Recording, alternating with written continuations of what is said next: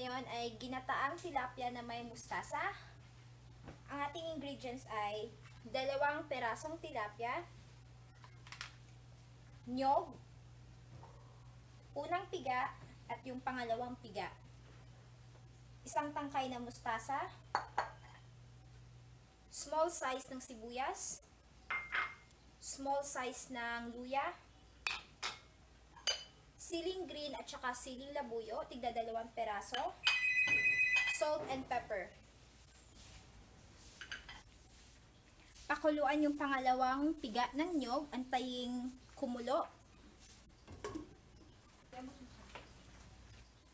Pagkakulo, ilagay ang luya at sibuyas.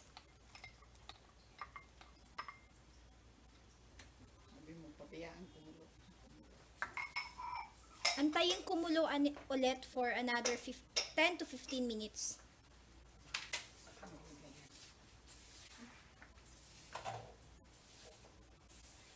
Pinatay mo? Pagkakulo, ilagay ang tilapia.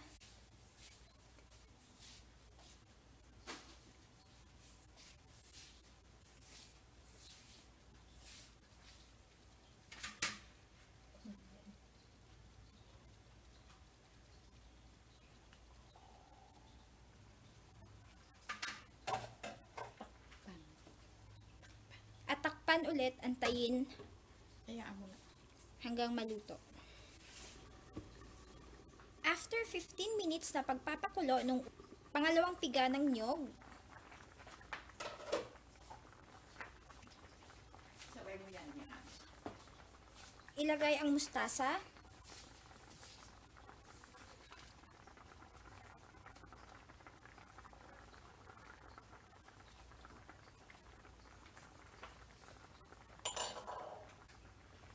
Ilagay ang unang piga ng niyog.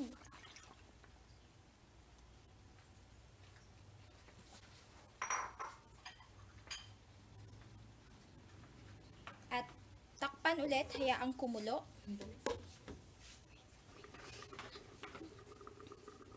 After 5 minutes,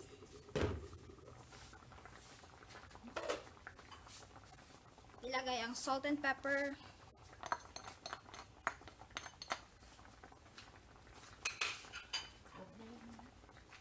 at siling labuyo, pati yung siling green.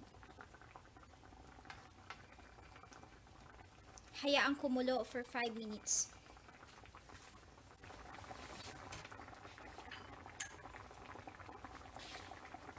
After 5 minutes, patayin at hanguin.